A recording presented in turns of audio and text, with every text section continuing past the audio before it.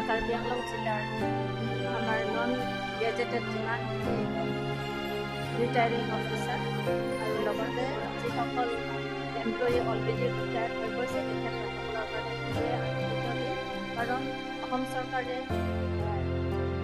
এই বছৰৰ 9/7/2025 এখন এক্সিকিউটিভ অৰ্ডাৰ যোগেদি আমাৰ বিভিন্ন জিলাত অসমৰ বিভিন্ন জিলাৰ লগতে কাৰ্বি আংলং জিলাতো ডিষ্ট্ৰিক্ট ৱাইজ কমিটি গঠন কৰা হৈছে অন পে ফিক্সেশ্যন। একৰ্ডিংলি আমাৰ কাৰ্বি আংলং জিলাখনতো আমাৰ দুবাৰমান মিটিং হৈ গৈছে। এই সিদ্ধান্ত লোৱা হৈছে আমি চৰকাৰৰ যিহেতু আমাক এখন এক্সিকিউটিভ অৰ্ডাৰ যোগেদি যিহেতু আমাক দিয়া হৈছে, অৰ্ডাৰ দিয়া হৈছে, হুকুম দিয়া হৈছে, সেই অনুযায়ী আমি কমিটিখিনি যিমানখিনি আমাৰ পেণ্ডিং ৰিটায়াৰমেণ্ট যোৱা আৰু লগতে যাবলগীয়া যিসকল চাকৰি 3 বছৰ বা 36 মান্থ আছে তেখেতসকলৰ কাৰণে এই ব্যৱস্থা অসম চৰকাৰে এই বিজ্ঞপ্তি অৰ্ডাৰ যোগেদি এইটো গ্ৰহণ কৰা হৈছে। আমি উইদিন 2 months আমি আৰম্ভ কৰিছোঁ। বিজ্ঞপ্তিখন ওলোৱাৰ লগে লগে উইদিন 2 months আমি গোটেইখিনি কৰিছোঁ। এতিয়াও আমাৰ হাতত বহুত আহি পৰিছে। আজিৰ তাৰিখত কাৰ্বি আংলং জিলাৰ যিমানখিনি ৰিটায়াৰ্ড এমপ্লয়ীসকলৰ কাৰণে আমি আজি টোটেল 53 জন আমাৰ এমপ্লয়ীসকলক আমি চাৰ্টিফিকেট দিছোঁ।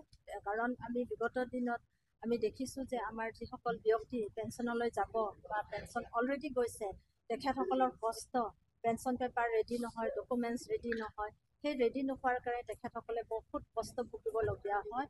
কিছুমানে নেকাও আছে, কিছুমান তেখেতসকলে মৰি গৈছে কিন্তু তেখেতসকলৰ পেঞ্চন পেপাৰো তেনেকুৱা ৰেডি নহয়। সেইকাৰণে আমি on behalf of Karbi Anglong জিলা প্ৰশাসন আমি অসম চৰকাৰক ধন্যবাদ জ্ঞাপন কৰিছোঁ। আমাৰ এমপ্লয়ীসকলক ইমান ধুনীয়া কৰি পেলাই আমাক কেয়াৰ কৰাৰ কাৰণে তেখেতক আমাৰ অসমৰ মাননীয় মুখ্যমন্ত্ৰী ছাৰকো ধন্যবাদ জ্ঞাপন কৰিছোঁ।